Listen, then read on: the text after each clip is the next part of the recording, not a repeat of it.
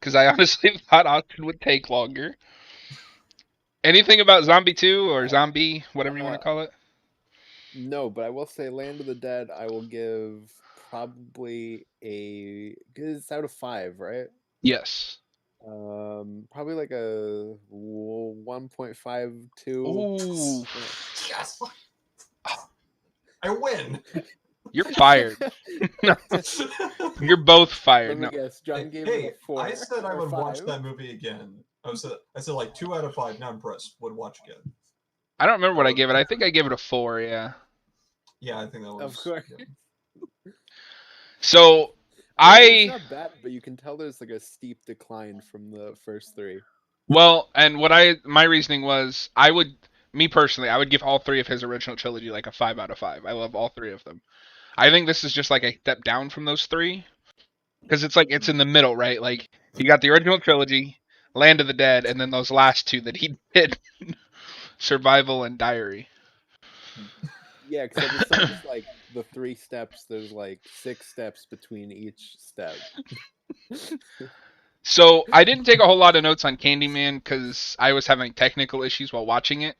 Uh, but I remember the movie for the most part. I've seen it twice now.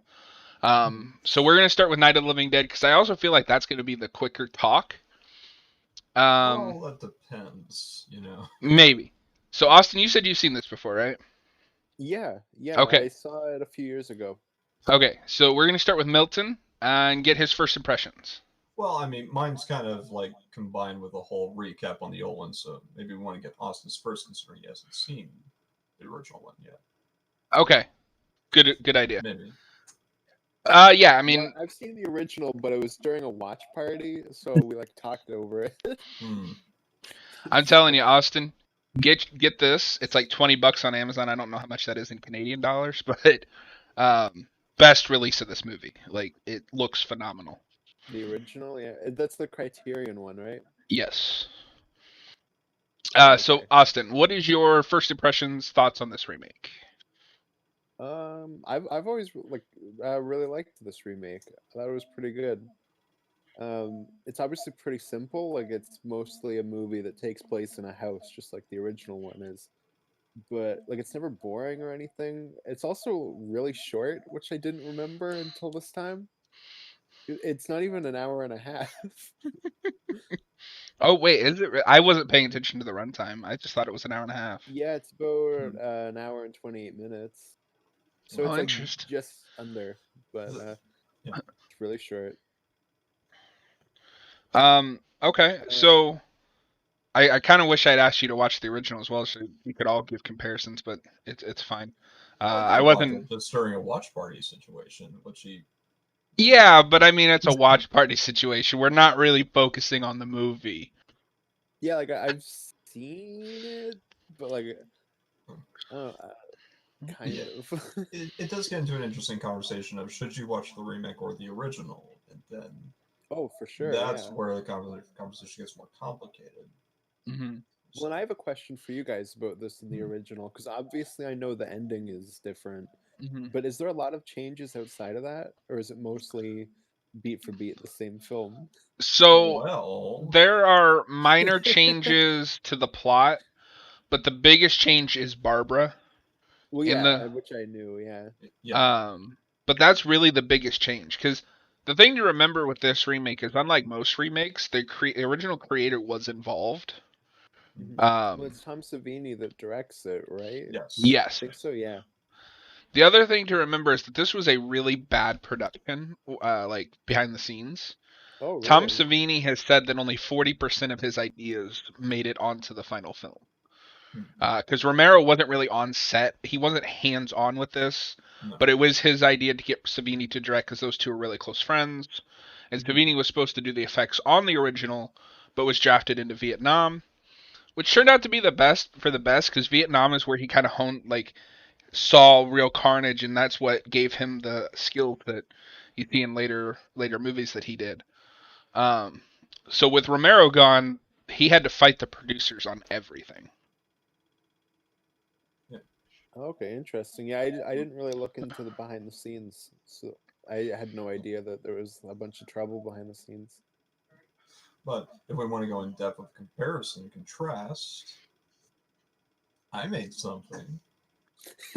I'm very proud of myself. It's like my work skills are actually combining a bit into my, uh, creative skills here. So, hang on a second as I attempt to share my screen. And what I thought was interesting while he's doing that is this movie was destroyed critically when it came out.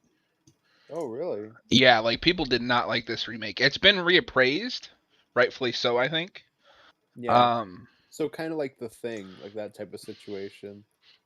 yeah. Now, let's see if I can actually pull this up properly. All right, y'all see it? Uh, I gotta click on watch stream. oh, Okay, there we yeah, there we go. Yeah. Okay. I'm just wondering if it shows up on the YouTube thing as well. It does now. It does now? Okay, cool. go. So, Yeah, I can see it on the stream. yeah. Dang, you went like real professional. Yeah, I did. In only a few hours, too. I mean, just while watching the original on a lark, I decided, you know what? I might as well compare and contrast the two. So, Okay, there we hold on, go. hold on. Are you telling me that you liked Bill Moseley less than the guy in the original? So, here's my thing. I like almost all of these elements, or I'm at least tolerant of like a lot of these elements. I really like both movies. I'm not gonna. I want to make that very clear. Mm-hmm. This is really just a comparison and contrast of what I think works better with the production. It's not so simple, obviously, but if I had to, because honestly, if I'm looking at a remake, I'm automatically going to compare it to the original because it's a remake. Absolutely, yeah. I do think it is a worthy remake, certainly. Mm-hmm. So there is that. So I guess going down the list here, um, I guess yeah, the main difference is Barbara or Barbara, depending because there are slight differences between the names of the cast members. And I also put Johnny on here because even though he doesn't have a big role, he is there first, and he does have an impact on the plot and does have some presence in the beginning scene. So, I mean, it's not much of a difference, but there are some subtle differences that I think makes some important differences between the two movies, sometimes in terms of pacing and just how you feel about how the characters are. Um, Barbara in the original movie is not main casting. That's pretty much all up to Dwayne Jones in the original. But of course, I mean, comparing and contrast a lot of these things is kind of subjective. I do like Barbara in the second film a lot more because Savini was doing something entirely different, and I think it works. And I think having co-stars with Patricia Tallman and Tony Todd works really well for the movie. Um, the whole Mosley thing. Um, which one do I like better? I don't need Johnny to be obnoxious. He is like pretty over the top in this remake. A lot of what's in Savini's choices, as I have noticed, as I've compared and contrasted, them are a lot more stylized, is how I would look at it. Whereas a lot of Ramirez things in comparison are subdued.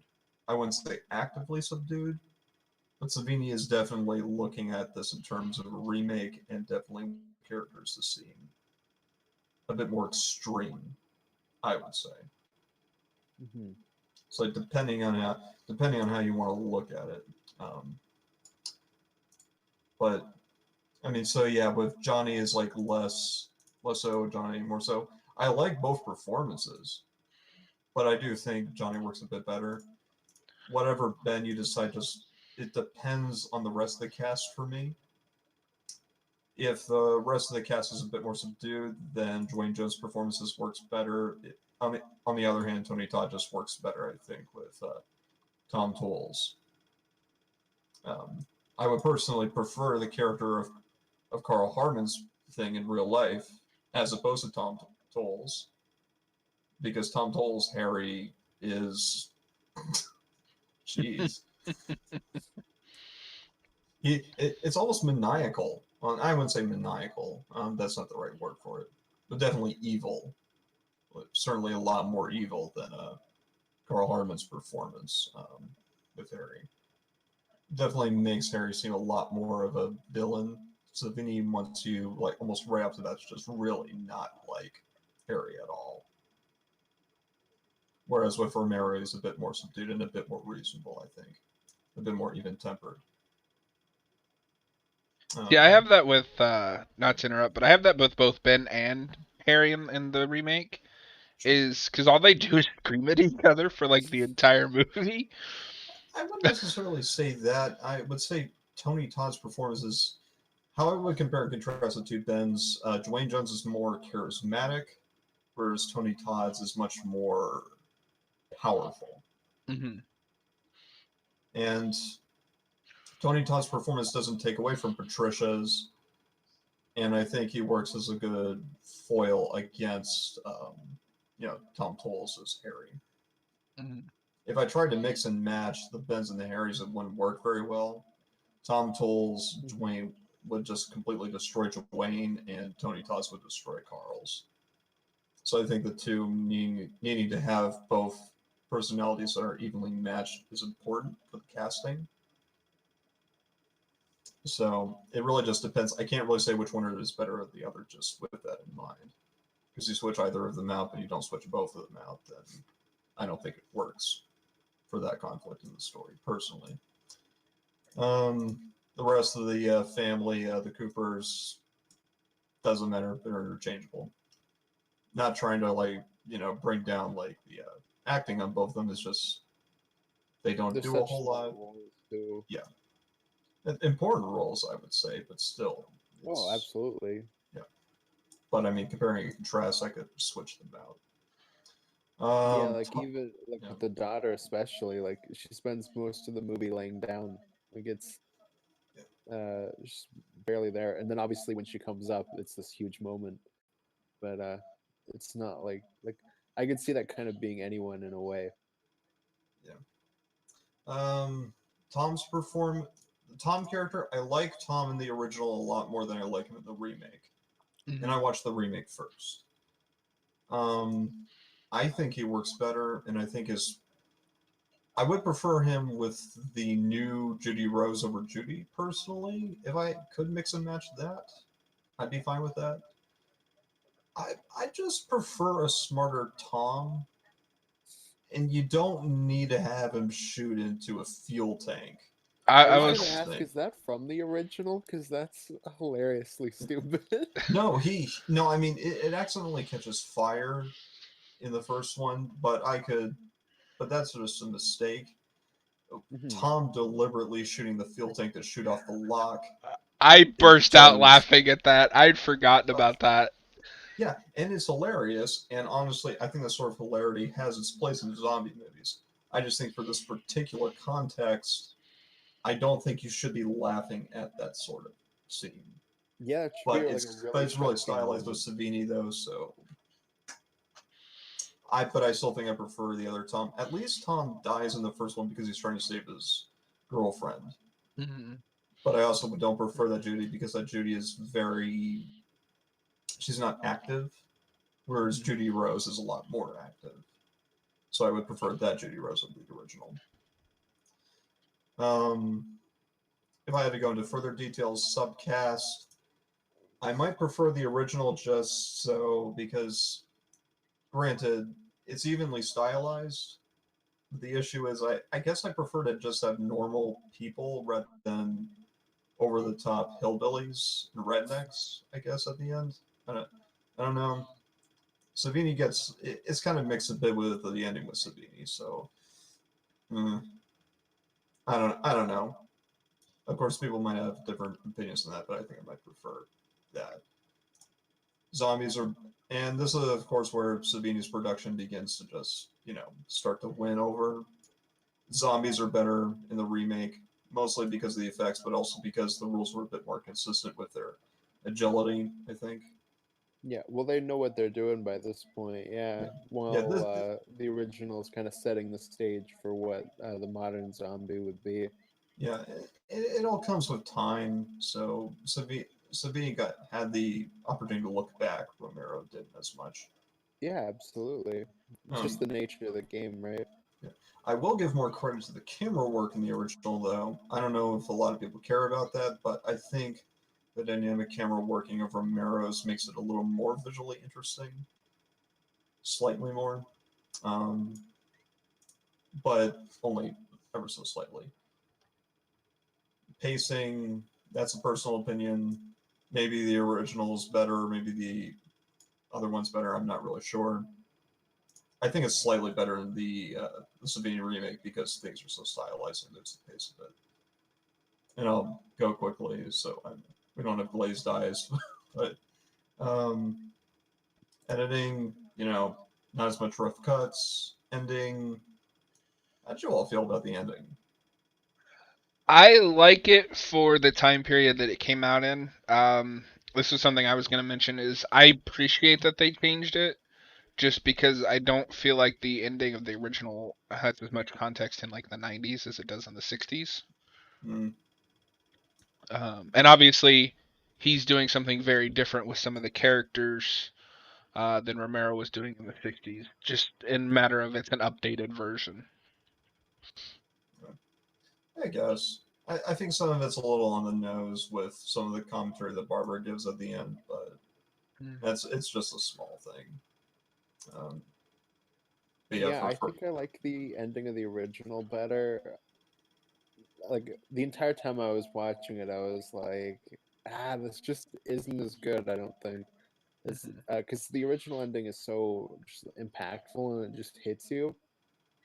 While the new one, I don't think it has that same effect. Yeah. yeah. And of course, John going forward is better than backward. Canada equals Austin, and I. Oh, I don't want to be Canada. No. Well, I couldn't play Canada on the other side. Savini isn't, Canadian American, but Romero is. So, No. And of course, I kind of am, or you was, you just are. kind of. Yeah. Yep, but there's my thing. Just made that. Thought it was That's pretty neat to awesome. kind of like look at it that way. Hope you all liked it. Yeah, I mean, I appreciate you putting in the work. Um, I just appreciate like somebody like being professional on the show. well, that's what he's here for, is to keep us on track. Yeah, Um, exactly. I will say, like, because and it's hard for me to be completely objective with this one for two reasons. One, I love Romero, Hmm. and two, historical perspective. I do have it for this movie. It is important, but it only takes me so far with this movie. Barbara, depending on my mood when I'm watching this, Barbara in this one is almost impossible for me to watch. I just want to reach through the screen and like smack her. Like do something. Like stop sitting on the couch for the entire movie. Well, she has to Um, hit you first before you hit her, so apparently that's the well, then rules of I'm the movie. screwed because all she does is sit on the couch and do nothing. Um, until she dies. Spoilers. For a what? How old is this movie now? I don't know. At least. Because That's a this is 60s film 60s. Yeah. Um, because the original trilogy 60s, 70s, 80s. They're each a different decade. Well, this one was released in '68, so yeah. doing the Um, math. Yeah. so obviously I appreciate in the remake that they did something different with Barbara, and I really like her in this movie. She's kind of like the voice of reason when everybody's going crazy. Hmm. Um, but yeah, I don't know. The ending is a little on the nose, but I think it works because again, I don't think you could just recreate this movie's ending They for a do a remake. little bit of it at the end with how it fade with that effect in the title credit kind of things, but Yeah, but um, like the I know what context you is mean. all Yeah, different. Yeah. sure. Um, but yeah, the gas station thing made me laugh. It shouldn't have, but it did. I also laughed when Ben freaked out because Harry was taking the TV and he thought he was taking it downstairs. And then they just smashed the TV, and Harry's like, "You dumbass! I can't even get a signal down there." I do wonder what he was trying to do exactly, though. That's my Yeah, question. I think Harry probably just realized that like right at the very end. It was just being just a You're just being a douche. So, bastard about it. Yeah. well, I and had that thought too. I think everyone in this movie except for Barbara is a lot more hot-headed. Because especially like Ben and Cooper both fly off the handle about the smallest things. I mean, Barbara is maybe the biggest freak out when she starts shooting that zombie over and over again. See, I couldn't tell if that was a freak out or she's just trying to prove something. Because remember, Judy is freaking out because they killed what she thought was their neighbor, and like she's in denial, and so like Mhm. Barbara is talking louder because everybody's like yelling, and she's shooting, but she's trying to show Judy like, look, these things aren't alive. Yeah. I did wonder though, because Barbara's just like a regular person, How did and she learn how to shoot so well? how did she learn how to shoot so well? I mean, as it's been said before, like it is more stylized, so you just kind of like go with that. But it is just funny where she's just like headshotting zombies like perfectly, never missing. Yeah. I like a lot of the zombie effects. I think they're still a step down from like Day of the Dead, but I consider Day of the Dead to be like Savini's masterpiece. And I Mhm. forgot to look if he did special effects for this or just directed. Um, but all the zombies look solid. Yeah. I mean, yeah. So Austin, as someone who doesn't like zombie movies, is this in their top ranking or is this just kind of? Well, I mean, I wouldn't go as far as to say that like I don't like zombie movies. It's just like they never like out of horror films in general, I feel like zombies are kind of like my bottom tier. Just it's not something that like immediately comes to me. But I, yeah, I'd say this is in like the upper echelon of zombie films, absolutely. 'Cause I think also, it's a really good movie. What also, I'm else is gonna in your bottom say tier next to zombies? Um, I don't know. I don't have like a full on tier system in my head. Also, I'm just gonna say it. I think this is one of the It's okay. most It's like zombie movies and the Bye Bye Man, and that's the bottom tier. you can't put zombies with the Bye Bye Man. No, he's implying that the Bye Bye Man goes over zombies, apparently. Oh, I think Well, this is one because of the the Bye most Bye like Man is just its own tier of horror. I think this is one of It's the its own most genre. overlooked remakes in horror because like I don't know if a lot of people know about this one, at least anymore. Hmm. Um, I'm not sure because yeah, it's not something I hear people talk about as much. But at the same time, like I feel like it's in kind of the same league as stuff like the Blob or like the Fly and stuff like that. yeah, You know those like remakes of Yeah. like 50s or in this case 60s films. yeah. I Um, do think this is a film that definitely it's fine for it to have a remake. mhm. Hmm. I think there's enough stuff where you it's simple enough and you can still improve upon it. I think Savini kind of puts his own spin on it, and despite the production issues, I think he puts in a pretty good film. I would Well, say. if you think it's a good idea that they remake or decent enough to remake, have I got good news for you? There's about 60 of them because everybody and their mother got their hands on Well, this. I mean, it's Savini we're talking about. Well, guys, we I should I if it's know, I public know, domain, but let's do our own remake for Well, next episode of the show. see, you might look into that because I have heard that they finally got it out of the public domain. But no, there's Is that like a thing you can do? I don't somebody know. put a copyright on it. Hell, I don't know. But yeah, there's like animated remakes. There's a 3D remake. Um, and I've seen that 3D remake one. It was not good. A lot of big name, a lot of kind of big names, at least in the horror industry in this. Most notably, of course, Tony Todd. mm, Tony Todd is the man. Like anytime he he shows was up, you know you're in for like a good time. Even if the movie's yeah, bad, he's probably gonna he, be good. he is the Candyman. God damn it! You broke Austin. Man, the Candy Man. Um, Cooper is actually in a bunch of Rob Zombie films. Oh, Um, he is the sheriff in the House of a Thousand Corpses. He is somebody in the remake of Halloween, but I don't remember who now. I thought I wrote it down, but apparently I didn't. Um,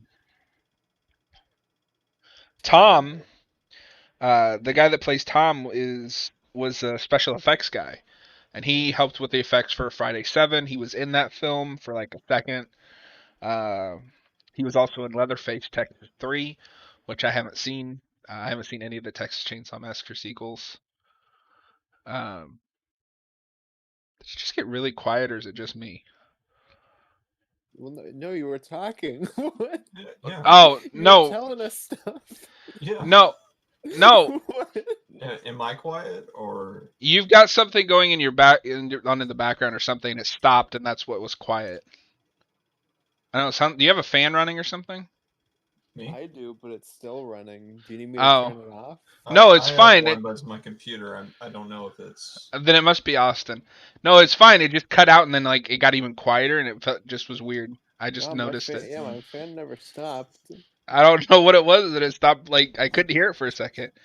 Um, I've never heard I'm somebody gonna like put my tell me mic closer something up. and Maybe stop mid-sentence and go, there's ding. "Why is it so quiet?" well, yeah, I don't know.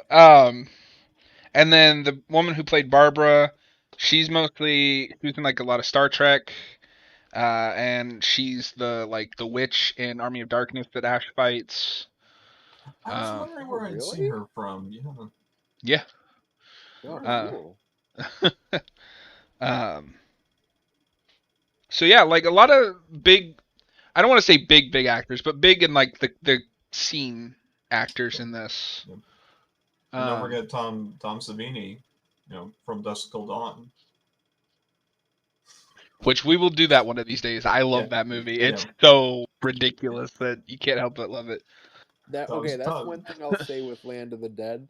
The second he rocked up, I was waiting for him to pull out that gun, and I'm like, but he can't. It's not that movie.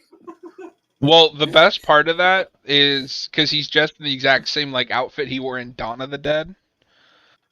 So it's like an Easter egg for that, and I forgot to mention that. Um, see, now I can't stop thinking about that preacher zombie because that CGI is like terrible, and in the commentary, half that commentary is just them talking about how they enhanced the movie with CGI. They enhanced it all right. Sure. I was laughing. Sure. Did you notice before they break the TV because they're watching the news? A lot of that dialogue is the same that Shaun of the Dead used later on. Uh, Hmm. in their news reports when they're breaking up over TV. But I wonder if, because I know in the original they had some TV, but it was mostly like interviews with NASA and stuff. I wonder if Edgar Wright has seen this remake and is like a fan of it. I wouldn't be surprised if he has.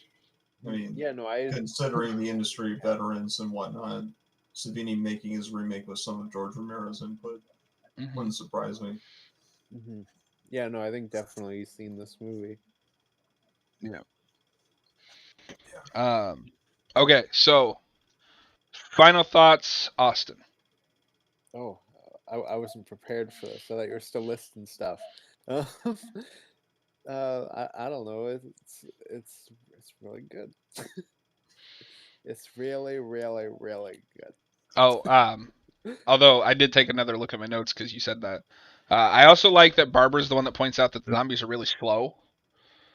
Um, but I also believe that Ben doesn't want to risk it because he's kind of scared of like getting stranded. So I buy that even though she's thrown out and I think is the best solution because that house just isn't gonna last forever. They do make me believe that why they're staying there. Yeah, I can see it both ways in that situation. Yeah. Where I can understand where each of them are coming from. Okay. So, what out of 5, and would you watch it again, Austin? I'm gonna go with a 4 out of 5, but I will not watch it again. He's like, I'm zombied out. I watched like 3 zombie movies in the last two No, I'm weeks. just joking. But yeah, I'd say like maybe like a 3.5, 4 out of 5. I'd say somewhere around there. Okay. Okay, Milton. Same thing, but bonus question. If you could only suggest one to a person interested in the zombie genre, original or remake? That's not a fair question to Yeah, ask. what kind of a question is I that? will answer it, but the answer is watch the original. The reason why is because it has irrevocably affected the industry. The original. It's the reason why any of these good remakes even exist in the first place. Just give credit to the original if you had to watch one. But watch the remake as well. I think this remake is pretty good too. Out of 5, difficult to say. I might say 3.75 out of 5. I might be bordering on a 4. No, I'll give it a 4. Sure. I'll give it a 4. At least the original to the remake, I maybe might give that a 3.7 out of 5. I mean 3.75 out of 5. But what's your score? 5.5 out of 5? Okay, so I love this movie, and I'm gonna answer the same question I asked Milton. I didn't ask you, Austin, because you don't really know the original super well. Even then, I'd probably still say the original. I am also gonna go with the original. However, keep in mind this is a film from the '60s. You have to go in with that historical perspective. I think we all know certain people who can't do that. Kidding. But I'm gonna give the remake a 3.5 out of 5, and I'm gonna give this one a 5 out of 5. Even though I have issues. You went lower than us. Yeah, I mean, I don't know. Like Ben, Cooper, and Barbara are the main things I like about the remake. Especially Barbara, of course, she's the biggest improvement. Everything else, I think it's better in this one. Even the zombies. Yeah, I mean, he's got you there. I'm gonna say yes because this is something I noticed. The effects in the original, the effects in the remake are obviously better. But was it just me, or was there not a lot of like? I don't know how I'm trying to figure out how to like phrase words. I feel like these are almost creepier in a way because of the black and white. It enhances that. And there wasn't a lot of gore in the remake. There isn't in this either. But the truck scene, unless I missed something in the remake because I might have gotten distracted. But that truck scene in this one, when they're eating like the burned flesh off the corpses, I feel like was creepier in this one.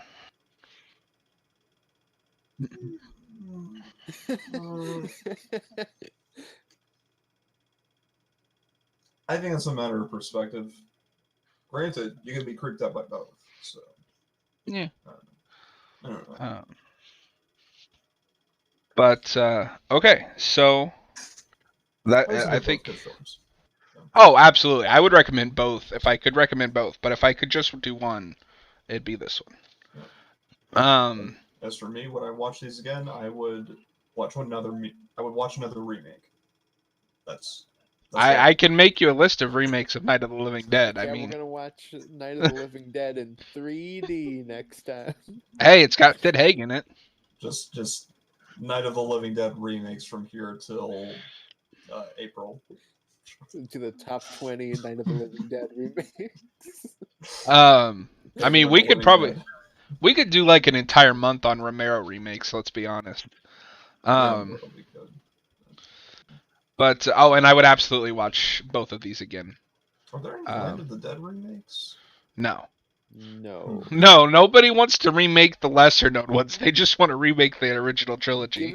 Give it like 10, 15, 20 years, and then people will be remaking Land of the Dead. When we hit 2000s nostalgia, that's when we get the remake of Land of the Dead. We're starting to get it to a certain degree. Aren't we? I feel like we're still in 80s. Like, we haven't even really hit 90s that hard yet. You're seeing 90s stuff pop up. I did say we weren't at 90s completely, but like we're still not out of the 80s for nostalgia. I would say for some of the lesser known stuff, like not fully mainstream yet, but some of the lesser known stuff. I don't know. Absolutely. That's how I feel. So before we hop into our next film, Austin or Milton, anyone in the comments have anything to add to the discussion? No, there's no comments. Oh, Oh, not even Yeah. Noah showed up. I guess that's what we get for doing this on the Tuesday. Yeah. And then just something I did want to announce as well, because next week we'll be going back to our regular Wednesdays. I can't guarantee it'll be every week, but I do want to make Tuesday nights a gaming night, whether it be just a single player game or whatever. Austin, I'd like to do some more. Like to do some Predator hunting grounds with you at some point for the channel, because I got that on PS4 Yeah. or PS5, so it'll be easier to play together because that cross play's a bitch. Um, Yeah. if you guys haven't watched it, Milton and I started a playthrough of Man of Medan. Austin, I got to tell you, for like one of those point and click games you don't Wait, really it's like, called Man of Medan, Medan? Medan. I've Yeah. been calling it Man of Medan for like so long. I gotta I gotta tell you though, for one of those, I know you don't really care for those like point. I don't want to say point and click, but like Detroit Become Human. You know what I mean? Oh, that I was It's gonna a say cinematic button prompt Story driven game. interactive adventure. okay. But the Yeah, I co-op was is never really sure what that game was. I'd heard the name before. yeah. Co-op The optional. the co-op is really Okay. interesting because you're both playing the story, but you're controlling a character, and you can make your decisions, and it affects the other character because you're both in the same story. Oh, And cool. maybe the motives for the players are very different. Maybe one wants everything to be okay, and the other one, Is wants me. other things. And the nice thing about Tear it, it all down. the nice thing about it being online, like we're uh you're not stuck together, so we were doing like two completely different sequences in the game Yeah. and then would re-meet and our choices would have already affected the future paths for the game. Hmm. It's really interesting. Yeah, sounds cool. It's how I accidentally damaged the relationship of two characters. So, Yeah, he was like, I'm just we're gonna be a going to dick. But yeah, so we're gonna get some Resident Evil content on the channel on Tuesdays. I don't know what Tuesday, it just depends on how I feel after work. Austin and I hopefully will get some Predator done. He'll just have to We should message me. probably do some like RE5 at some point because I that's could. co-op. Do you have that on PS4? Mhm. I will pick it up when I get paid. Um, I'm really pissed that I didn't buy it because I came this close because it was like $8, and I was like, but I don't have anybody to play it with. Hey, you know. uh, but yeah, I could pick that up. We could do some RE5. I like that game a lot. Predator Hunting Grounds, like I said. Yeah, We could Friday the also look in 13th. Friday the 13th, Dead by Daylight. Austin would just have to get it. Milton would, because it is crossplay. Um, but yeah, lot of expanding. We've got some comic stuff in the works too. Probably in April, I think, depending on schedules. Which I got to get with you guys about because I have a couple ideas just about kind of making that like a spin-off. Like the main episodes are about films, and then we can do like on Geek Evolution they have like the comic vault and stuff. Hmm. Coming up with a horror version of that. That's not a just complete rip off of something. The Uh, horror vault. well, the only thing I could think of was Tales from the Crypt, and I was like, we can't use that No. because the show and the comics and everything. I like Haven of Horror. I like Well, yeah, that's the YouTube channel. yeah. Um, I mean, I guess we could call the show like Haven of Horror on Haven of Horror, but Interactive Chronicles. what? I don't know. We'll workshop it. But anyway, Candyman. Mm-hmm. Since Austin introed Night of the Living Dead, Milton, what was your first impressions about Candyman? I love this movie. I really do. So I had first heard about this.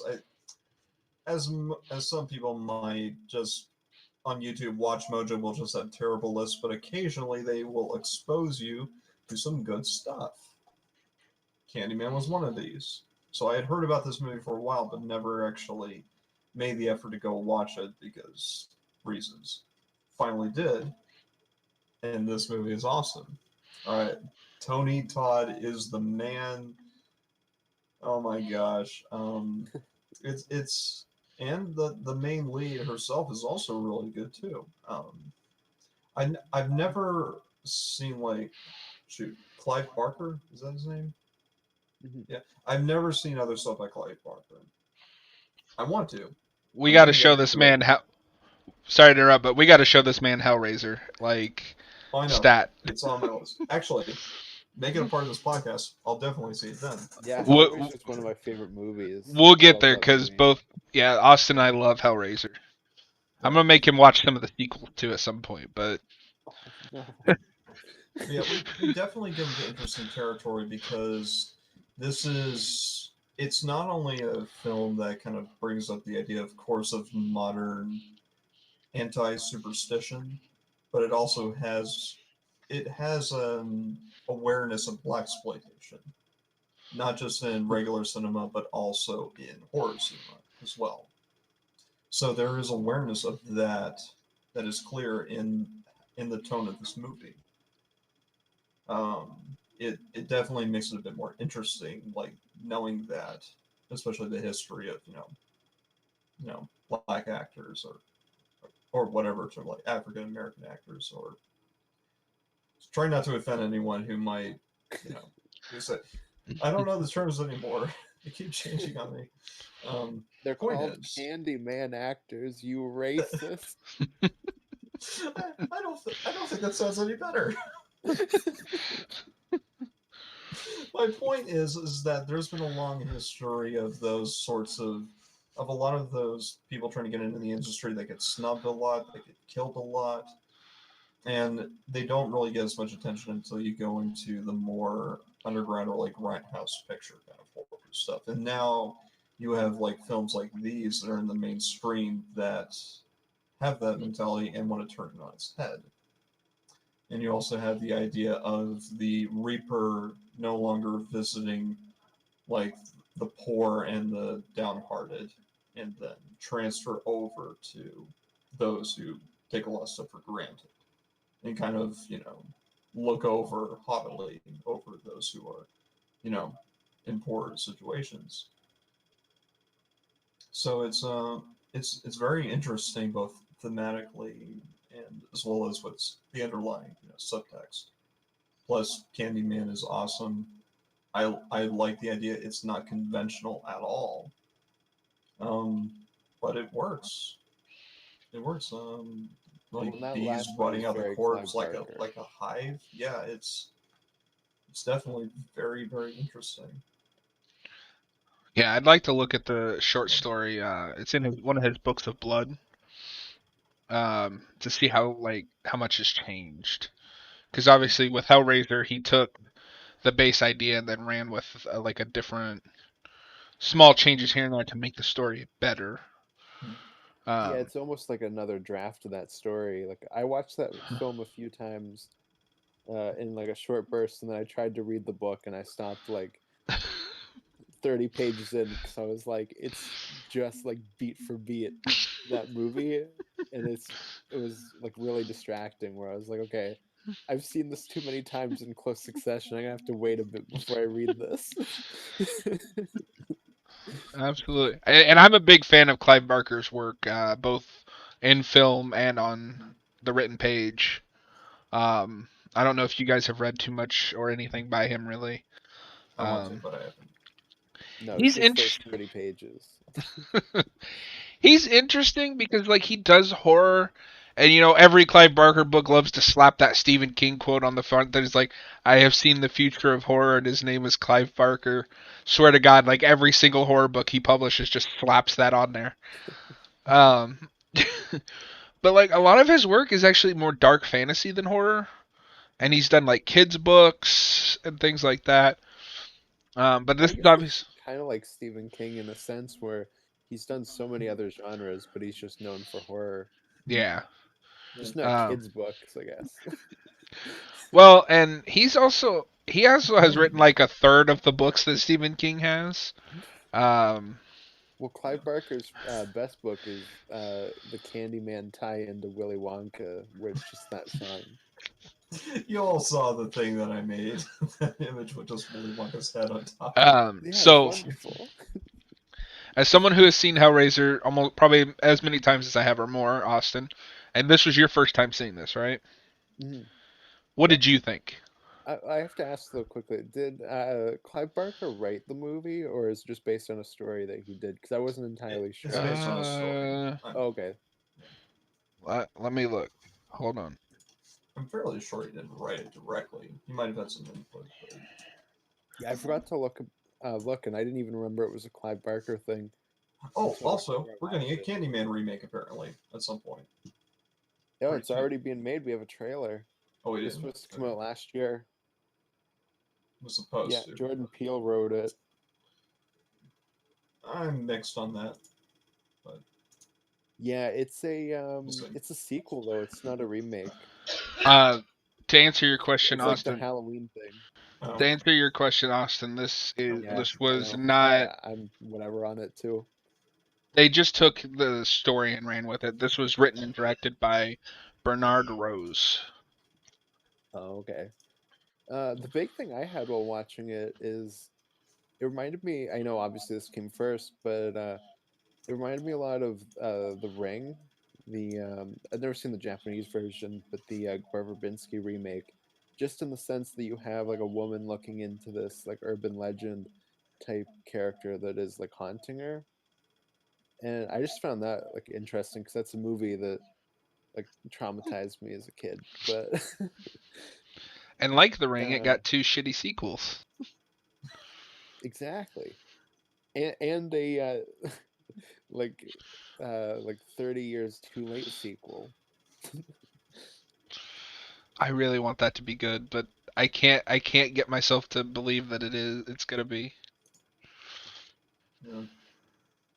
No, I don't think it will be. But when I went into it, because I didn't really know what Candyman was about, so I just assumed it was like a just like your like everyday slasher film. And then when I actually watched it, it was like, oh, this is actually something really unique, just really different. Yeah, you don't get it where you don't get as much where it goes into such a psychological aspect where you could even truly doubt or wonder is Candyman actually committing the things himself or is shoot, what's her name? The The main character. character, Helen. Helen. Helen. Maybe Helen is being used as a vessel for the killings. Hmm. I'm still not entirely sure. Like, I know that he's responsible at least partially, but I don't know if he's doing it himself because it's kind of implied that he did it at least to her best friend Bernadette. But the ones where she's just waking up there, I don't know if he like possessed her and then used her to kill them or. Well, I mean, we see his corpse burning in the pile at the end, so he at least has some effect on the real world. Yeah. It's probably more of a symbolical thing of his body being burned at the end. Um, I don't know. I really don't think it matters too much worrying over what could be the truth because I don't think that's so important too much. It's interesting to have the debate because it brings it could be, but this is a psychological supernatural thing. You're Well, and supposed to wonder because this is about perception. and I had the same thing Austin did the first time I watched this, because just from the title, and I knew, of course, like Tony Todd is iconic in this movie, the hook and the bees and everything. I thought this was a slasher film. Um, what I got instead, I was like, I'm definitely gonna have to rewatch this because I didn't understand half of like what it's trying to do. I still don't think I understand it entirely. Um, there's a lot of moving parts to this film, a Yes. lot of racial identity and politics from the 90s. Mhm. Um, but yeah, I mean it's great, and I think this movie needs both Tony Todd and whoever plays Helen. I don't remember her name. Virginia Madsen, I think, is her name. I think they are both brilliant in this movie, and this is also the movie that made me believe Tony Todd is a madman. Because he really put all those bees in his mouth. I don't know if you guys knew that, but he really did that, and he got paid like an extra million or something every time he got stung. Okay, well at that point, I'd be like, shove bees in my mouth too. Yeah. But I don't know, man. Like, No, he's still a lot of money. yeah, but one thing goes wrong and You you're get a new dead. house for every sting. Heck yeah. And I could be quoting that wrong. I know he got a bonus for every time he got stung, but I don't know exactly how much. $1 million seems like a little much, I would think. Yeah. Yeah, I didn't look into it Wax too that with deeply. 50 million just on bee sting insurance. But like, can you imagine having to do? Because you have to imagine they had to do multiple takes, and like just having those bees in your mouth. Ugh. Oh, yeah. The thing we don't normally talk about in movies on this podcast, the score. The score is a bit more obvious in this movie than it has been in a lot of the other movies that we've watched so far. You know, except for Repo Man, but that's different. The whole other story, That's a yeah. different beast entirely. But A lot but of in crazy, this one, yeah. I really do like the soundtrack. It's definitely much more present, but that's there for a purpose. It's definitely more ominous and definitely gives a spiritual vibe of sorts. Like you automatically get like a religious connotation with a lot of the how the instruments are used. Well, and we'll be talking about a lot about soundtrack next month, I'm sure, when we get to the project Austin's been waiting for. Um, he's so excited. I am too. I am Heck too, honestly. yeah. Like I said, I didn't get to take a lot of notes for this one. The first half of this film I watched in, the audio was out of sync, which was really Oh, distracting. I'm so sorry, man. Yeah, how um, badly out of sync was it? Because I remember you telling me that it was out of sync, but like, so was it like, just slightly off or like no, really like bad? when I so okay, so here this is how insane trying to get to watch this was, and I figured it out that it was the PS4 in the front room because that's where I was watching it. Their mouths would move. It would move on to the next one, and then the line of dialogue that was supposed to be playing out of the person that just like went off focus of the camera would start playing. But I came in here and put it in Wow. my PS5 or my Xbox, and it was fine. So I saw the second half of this as it was supposed to be, and of course the second half is where things really start amping up. Uh, I started with the corrected audio right about the time she escapes from the asylum. But obviously, this is a very slow burn movie. It's very much about him coming for her. Like he wants her. And we get a little bit of backstory on the Candyman because she's investigating this urban legend and the I'm gonna say this wrong. Cabrini Green. All right, let me look it up Um, because I can't remember the exact Yeah, I Cabrini can't remember the Green. exact yeah. name either. Uh, Cabrini It's Green. something like that. Austin, I just gotta ask you, what is it with Clive Barker and hooks? Well, he's a man of many fetishes.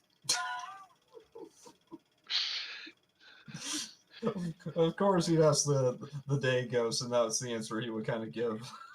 I mean, Well, you haven't once you seen. see Hellraiser, then then you'll know.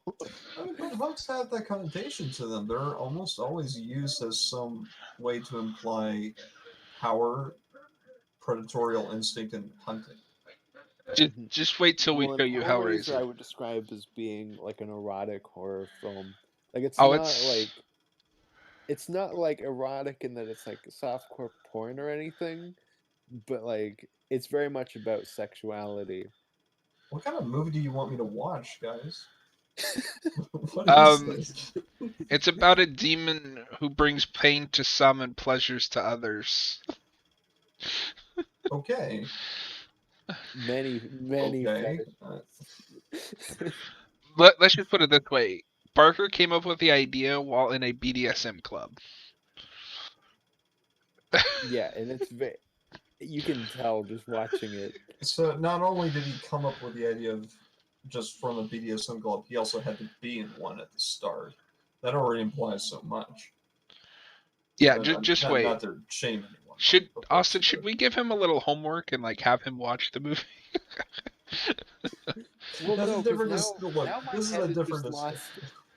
I'm just imagining like Barker being in like this club and like he just has all these hooks in him, like at the beginning of Hellraiser. No, And I'm we like, will oh, save that, but we will definitely do an episode. And then Austin, I also need to get with you and Milton as well about doing. I want to do some film commentaries. I know I mentioned it before, but I'd love to do an Evil Dead 2 commentary, especially with Austin because that's our favorite film. I would favorite. It's my favorite out of the three, groovy. personally. Yeah, I mean, if it's not your favorite, you're just wrong. Absolutely. I'm sorry, but you're wrong. Like it's the best of all of them. out of the three ones I've seen, the TV show is a bit of a weird beast for me. Well, no, but when I say all of them, I just mean the original 3 and the remake. Like I'm not comparing the show because I didn't even watch that one, so it's pretty good. It's Yeah, not as maybe I good as will. like the original, but As modern horror remakes go, the remake of Evil Dead is probably like the best. But that's also not saying anything. Could be a But that movie discussion. is fine. It's all right. it's a Could good be, time. could Well, be a maybe not a discussion for a good future time, but episode, maybe. oh yeah, believe There's me. like there's one change that I would make to that film that I think would push it above being like pretty all right to being like actually good. Hmm. But We'll get there when we get it there. is what it is. Um, so the main things that I remember is from the second half because the first half is pretty consistent, just slow build up to her researching Candyman the legend, finding out his backstory, which is horrifying. You Uh, also get like a pretty good child actor, which yeah, is super rare, especially at this time. yeah. Yeah. Although speaking of acting, I don't know if any of you guys had this, but when she wakes up in that for the first time and like the dog is dead and the mother's having like a panic attack, the mother of the baby who's missing, Yep. that woman was so bad. Like I don't know if it was just me, but she came off as just really over the top and like Did she? I don't know. Her dog was dead and her baby was gone.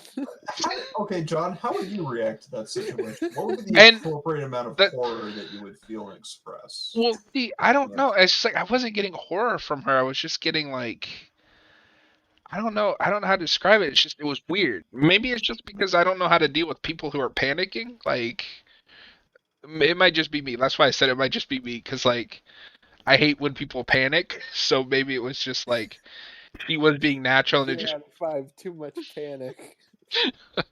hey, Well, you're not supposed to predict my score. Well, I mean, it's a scenario in this particular scene where you have two very important figures that you've put a lot of emotional investment into. You have to do it for the dog. The dog is also a source of protection for the home, and his head gets chopped off in that thing. That People was people get really fucked. attached. People get really attached to dogs. You spread the blood around everywhere apparently, and also your child is missing. You don't even know if that child is dead or alive. And it's probably worse of the fact that you don't know where the child is rather than knowing the child's fate immediately, Yeah, no, which not just put knowing is which always would worse. naturally put her in hysterics, I think. Well, kudos to this movie for having the guts to kill a dog. Like there are very few horror movies that go that far. Uh, It didn't I actually don't kill a dog, of course. That's not what I'm saying, that's guys. not. Let's be very clear here. No dogs were actually harmed in making this movie. Listen, this isn't Friday the 13th. They didn't No. really kill the animal that they were showing was dead. What were you saying, Austin? I was gonna say, is killing a dog that rare in like older horror films? I'm just trying The to only think. the only Yeah, ones like that I can think of is like The Thing. well, Uh, John Carpenter loves killing dogs. Halloween, Michael kills too. Halloween, The Thing, and this one. Yeah, fair enough. I don't know. I mean, Pet Cemetery, I guess, because it killed the cat. Yeah, but But cats are stupid. like, yeah, it's just always kind of been that unwritten rule. Because especially in like Friday the 13th, when there is a dog in the film, it's always one of the guaranteed survivors. It was a thing my drama teacher always said in high school. You're allowed to kill kids, but not a dog. Which I don't know if I agree with, because I'm pretty sure we cheat away from killing kids in horror films more than dogs. But It depends on the time. yeah, During this time, there was more leeway to that sort of thing, whereas nowadays, not so much. Well, it also depends on just how gutsy your director is. Sure. Like, I could see Romero killing a kid in one of his films. Oh yeah, yeah. or anime, it would happen quite a lot. or like Carpenter even. Well, I Sure. was just shocked in the 2018 movie of Halloween that they kill. It's like one of the first kills as a kid. Oh yeah, that's right. Oh, So yeah, obviously, that's a movie almost entirely about killing kids. oh yeah, but that was based on a book written in the 80s. Like, that's just them not being afraid. Well, even then, they're kind of afraid of that material. But Yeah. Well, I mean, for various reasons. Yeah. I think that's going to be the best adaptation of that book we get. But I have high hopes that one day we'll get like a straight adaptation of that book minus like the infamous scene at the end. Okay, just making sure we're on the same page here, John. Yeah, I don't need to see the gangbang at the end, but like No. like the turtle and all the cosmic stuff, I'd like to be like that to be in the movie. Sure. I think that's the Fuck. only scene John wants in the next remake. No, you're confusing me with Tom. He doesn't even want the remake part. Oh, Just that scene. oh no. We had to say on task here. So the other thing that really confused me in this movie is how long was she in that institute? Oh, she was there for at least a month. 'Cause, That's like, the time frame. Okay. Because, like, she escaped, she goes home, and, like, her husband's already moved someone else in, and they're, like, redecorating and stuff, and I'm like... Well, I mean, that character who comes in appeared towards the beginning of the film when she was attending her husband's lecture. That's a singular role. Well, I'm not saying the character came out of nowhere, but she's only there a month. Like, he started dating her, moved her in, and they're redecorating in under a month. No, they were having an affair during that whole time. That was what it was all about. Remember when she calls him from the police station and he doesn't answer? Oh, I didn't even put that. I didn't even put that. It's also implied just in the body language of the characters and the. Oh, see, I'm stupid because that never like clicked to me. So I was so confused. Like, what's happening? The girl like walks away, looks to another student, and goes, "We're having an affair," and then walks away.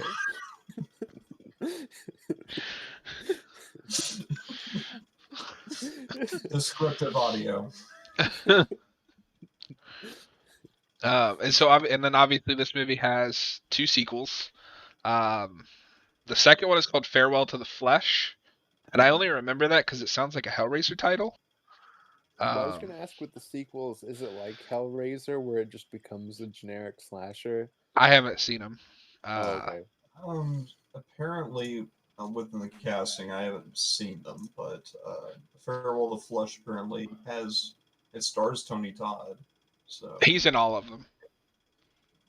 He's like the only. I feel like that doesn't make sense though. Welcome to horror franchises. I know. Yeah, with Hellraiser, the guy who plays Pinhead is through most of the sequels, and it's just like huge decline. What, you mean you don't like to watch Hellraiser in cyberspace? No. I mean, but it's like in this one in particular, I feel like it doesn't make a lot of sense. I mean, sure, you have like Chucky. Chucky is Chucky, and Chucky's going to appear, in every installment. Sure. Okay. I can buy that. But here's why your argument is wrong. They killed the main character of the Saw franchise in the 3rd movie, and they made 5 more. That's because that series is made by hacks. They don't have a movie as good as Candyman. I mean, you're not I'm wrong. I'm saying what should make sense, not what actually happens in this freaking industry. So, Horror is, I think, the worst at just like beating a horse till it's dead. Like, we're about to have our 9th Saw film. Oh, we're having another one. Yeah, with Chris Rock. And I Samuel wish L. that was a Jackson. joke. What's Yeah, even better? apparently the third Candyman film is called Candyman: Day of the Dead. That's one of the remakes.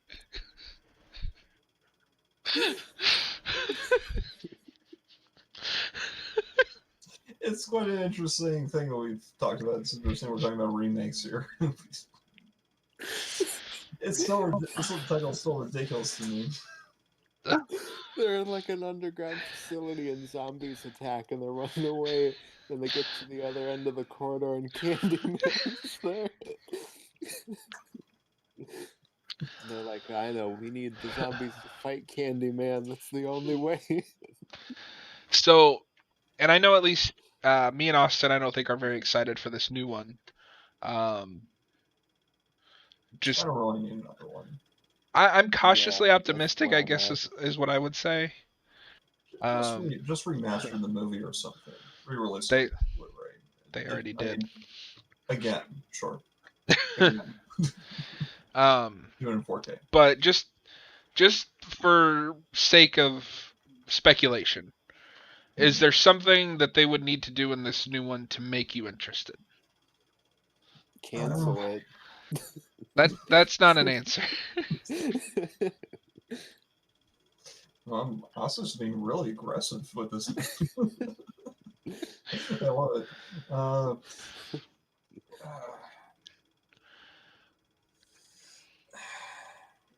If they commit to the psychological aspect of it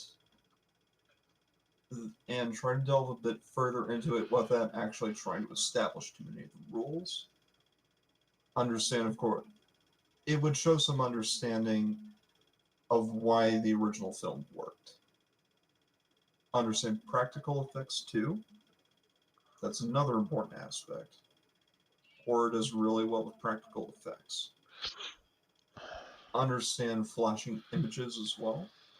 Know how to use, single frame, stuff, because that happens a lot in this film as well. The technical aspects. Understand the film. Understand blaxploitation. There's a lot of different things about the production of the film if they show that they've done research and they have passion towards it, then I would be interested. I am a little skeptical though, because this remake is being made during this time, and I think this is just a push for this kind of horror. I don't think that this is being made for anything more than a cash grab, unfortunately. That's how I'm looking at it. Well, we have a very inexperienced director that's only really done one movie before this. Well, I mean, And Jordan Peele. he's not directing it though. Oh, he isn't. No. The director is Nia DaCosta, who's doing Captain Marvel 2. Nia DaCosta did Captain Marvel 1. No. She's doing 2. Her only movie before this is called Little Woods. I will say this: my big hangup with this movie, Which well, made $171,000 at the box office. so I have two holdups with this movie so far. One, I'm not impressed with Jordan Peele's writing. I haven't seen Get Out, but I didn't think Us was amazing. And two, often we talked about this a little bit with Nightmare on Elm Street, how like Robert Englund is just like is Freddy. I'm pretty sure this is a passing of the torch film. I'm not interested in Yeah, somebody else well, I playing this have role. 50-50 on whether Tony Todd's even there or if it's just like a cameo or what's going on with Oh, that. It's okay. But if he is in it, because I had heard that he was in it, and it's a passing of the torch movie. Like I don't know about you guys, I'm not interested in somebody else, playing this role. Like, Well, we also have apparently Helen is in the movie, like the ghost Helen, but it's a different actress. oh, well, I do know that the main guy in the trailer is the baby that was kidnapped in this film. Oh, it's Uh, okay. I I don't really need like a Candyman or Son of Candyman situation. Passing the torch with a horror franchise is just bizarre in of itself. Yeah. Yeah, It by itself trivializes the entire existence of the figure needs to be singular for this to work. You well, try and to duplicate it and you're diminishing it. if it were me, what I would do It'd be instead like of the doing, Grudge remake from last year. Yeah. I don't know if I you guys saw that, but No.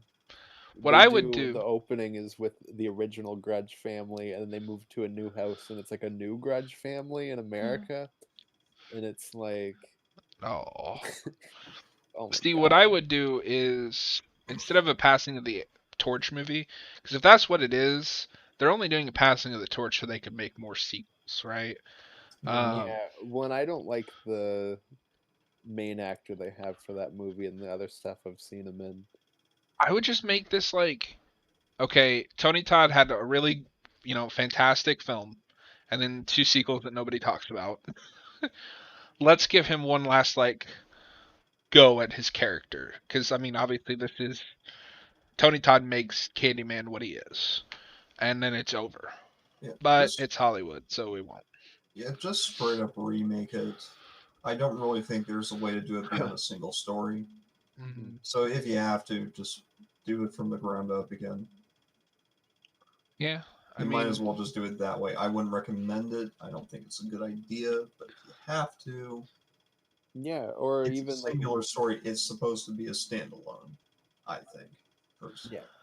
the only hope I have going for it right now is, despite my like lack of faith in Jordan Peele as a writer, he has said that Candyman is one of his favorite horror films. Yeah, but they all say that. Yeah, he's not gonna come out and be like, "Fuck Candyman, what a I'd trash rather film," not. am I right?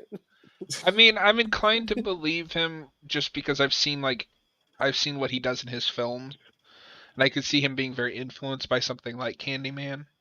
Well, Um, yeah, but I mean, and I didn't say it was like a bright The like. Room is inspired by Oscar films.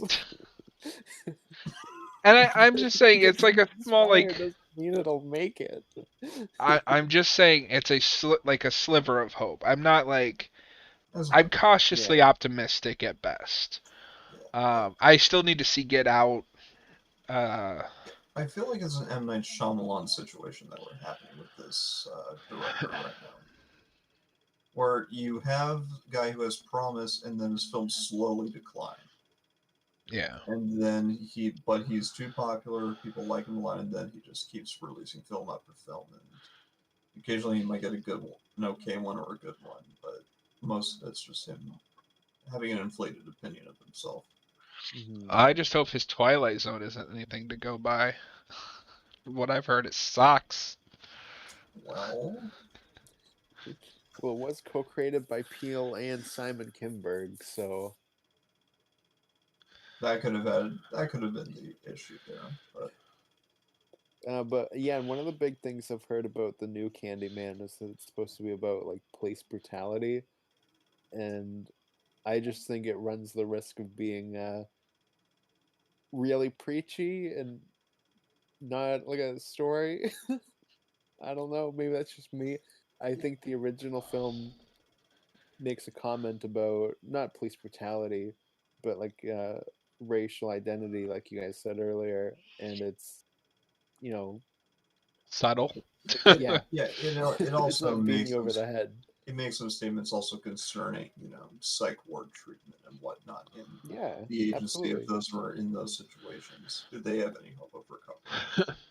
Well, Yeah, and I already know just from his other work that Jordan Peele writes subtle by pouring gasoline into the shape of the word subtle and then lighting it on fire. So I don't have faith that he'll handle that. I'm fairly sure I've heard that joke somewhere else, Austin. But I'll Oh, still sorry. give credit Here, to you. here's my hang up.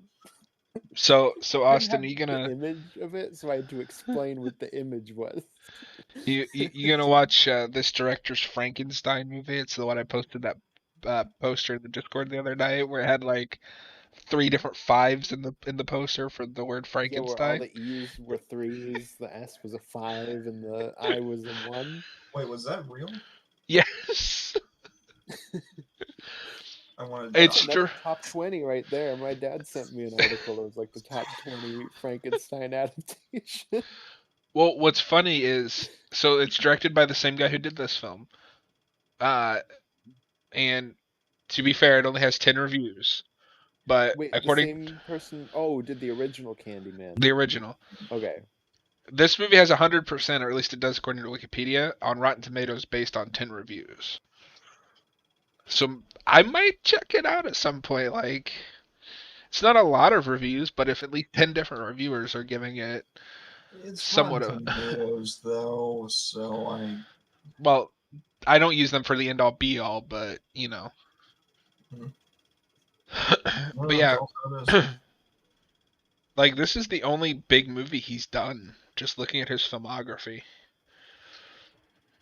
Well, he directed a movie called Snuff Movie. Called Weird. Snuff Movie? Is that like one of the missing parody movies? Apparently, it's a Snuff Movie? British. is it a George Lucas private movie? Apparently, it's a British horror film. I can definitely see that. Um, And while talking about Frankenstein, can we just get like an actual adaptation of the book? Can we no, get that at some point? honestly, not unless like Blumhouse gets their hands on it. Well, Blumhouse does. They're going to make it terrible. You're gonna Did make John cry. Don't say that. I mean, why do you Modern say that though? Blumhouse. Because I Well, there mean, was that talk about like a Universal Blumhouse Frankenstein that's like modern see, day, and it's like kids like in a neighborhood or whatever, and their next door neighbor is Frankenstein, and he's like building the monster in his basement. Who knows if that's real or if that'll ever happen? I'm But gonna I have fight you heard on about them that. making it terrible just because, like, They would. I don't know though. Like they've obviously have a love for They're the, 50-50. They have no quality control. but at least when it comes to the Universal monster stuff, they obviously know how to find people who love that But stuff. we've had one, so you can't say that. So they have a perfect track record so far with that stuff. But one does not a pattern make, sir. Well, we'll just have to see. What's their next? Do they have another like Universal monster movie planned? Oh my god, do you want me to go through the No, just Universal plan? Because it's huge. I just mean like, does Blumhouse have another Universal film in the works? I don't think there's anything here. I'm pulling it up. Um, but yeah, I will defend Blumhouse. Even their schlock, I think, is fun to watch at least. What? Um, okay. Hey, future podcast episodes there. Yeah, well, Yeah, he won't be on them, but I don't know. I watched was it Fantasy Island, and I was like, this movie sucks. at least we can say John enjoyed a movie or several movies. I liked There we Truth or go. Dare better than Fantasy Island. But Okay, it doesn't tell you. Oh, okay. This one. Oh, that's just straight up the Invisible Man 2. And that's the only one that says, oh no, Jason Blum here. He's doing a Wolfman. okay, I'd Oh, be it's the same interested. director as Invisible Man. I guess I haven't seen The Invisible Man, so. It's Okay. The good. Invisible Man's pretty solid. Hmm. But I agree with you because Blumhouse has no quality control. So being like, Blumhouse is making this, it's like, okay, but am I getting like Invisible Man Halloween 2018 Blumhouse, or am I getting everything else that they make? Well, it's like it's at least like a 50-50 shot of someone actually trying to make something, and at least I'll give credit for that, or it's a tax write-off. Yeah, yeah, I will exactly. say at the very least, if Blumhouse is making it, I will enjoy it. I can't say it'll be good, but I'll enjoy it. Okay. Okay, well, I've heard dismissed Belden and that I will go and seems have standards while you can go and watch your Blumhouse movies. I don't even want to hear it, Mr. Hellboy 2019. Yeah, but that's at least ironic. No, it's Was not. it? Was it? Yeah, no, it's Sections 100% of it, but I can. that movie's stupid. Well, I like these movies. I don't deny that they're stupid. I enjoy watching them. Like I'm not gonna say they're Sure, good. sure. Anyway, we're far off the track of Candyman right now.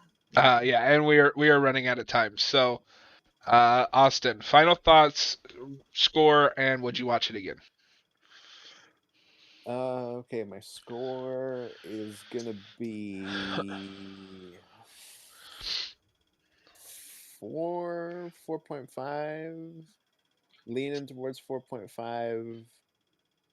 I'm gonna say yeah, that's what I'm gonna go 4.5.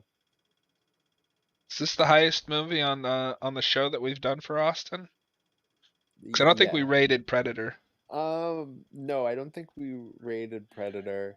Uh, okay, Candyman's a better movie than Predator, probably, but I also just love Predator, so I don't know if I can put it above Predator because I enjoy that Enjoyment film. always takes a factor into it. Um, Well, and I like that was one of my favorite movies as a kid, so there's like a hint of nostalgia there too. but would you watch it again? Oh, absolutely. Okay.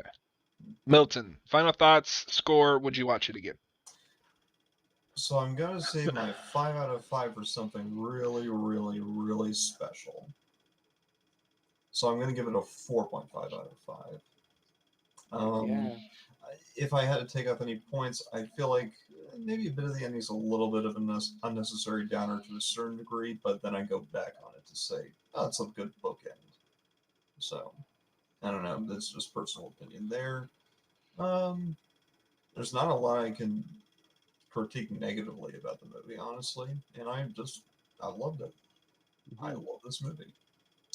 Yeah, absolutely. I will watch it again because I'm fairly sure I missed some stuff because there's a lot of subliminal stuff that's going on throughout the movie. Like, I'd love to see it again.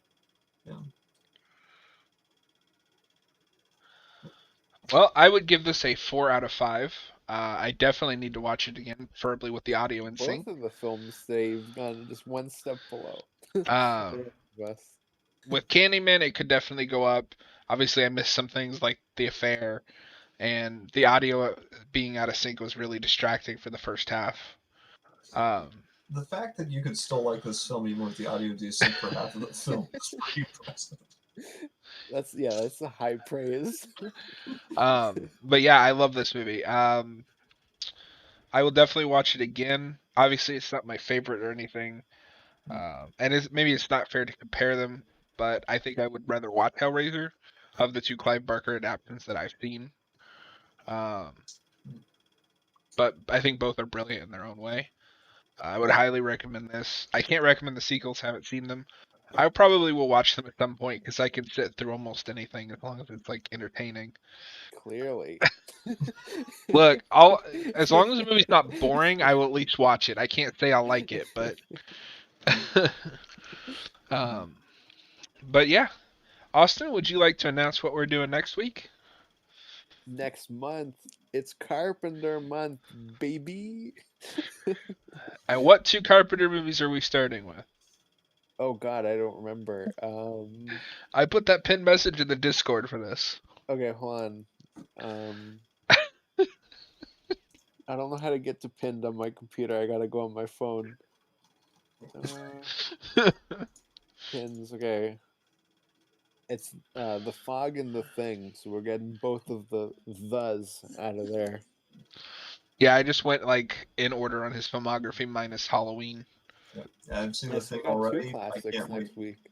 Yeah, I've seen the thing already. I can't wait to see it again.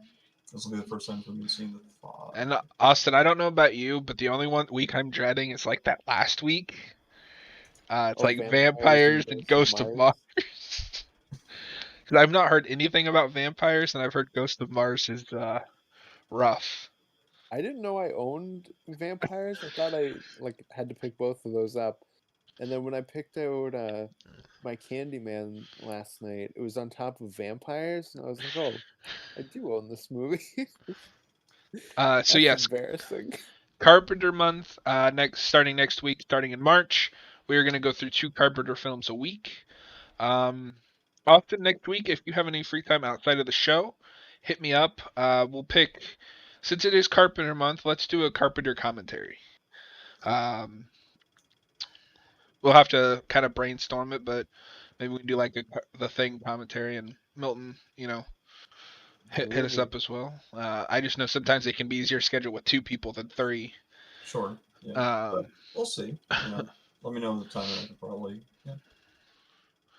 But yeah, that one might just be pre-recorded, or maybe we'll go live. I'm not sure yet. But start thinking about a movie that you think you would have enough to say to do a commentary on. And also keep in mind there's like 4 movies that I know by him at least semi well enough to not make it just a blind reaction. But yeah, and I'd like to start getting some commentaries. They look like a lot of fun. And Austin's like the pro commentary guy over here. But with 3 under my belt. Have you only done 3? 4, I think. Well, you've done the 3 Terminators, and you've done how many with Cap that haven't been released yet? Just X-Men Apocalypse. Oh, wait a minute. You've been doing those TV commentaries. I'm not thinking about those TV ones. I was thinking about those TV ones. Okay, so there's Batwoman, Runaways, Incredible Hulk, Superboy with Dan, and then the audio was messed up for that, so that one will never be seen. Oh no, poor Dan. Yeah, it was very sad. And then the last one was Lois and Clark. So yeah, 5. So you've done about 8. Okay, maybe I am a bit of a rising star reacting to things. What can I say? Maybe we'll do a Thing commentary and release it after we do the episode or something. That would be cool. I have to figure out how I want to do that. But yeah, and then I think in April, unless we can get together on another day of the week, we are going to start doing some Hellboy comics. I know Austin's excited for that too. I'm up for that too. I think that sounds like a cool idea. We'll have to. Yeah, love me some Hellboy. Hell yeah. And maybe if we do, we'll do that in April, Austin.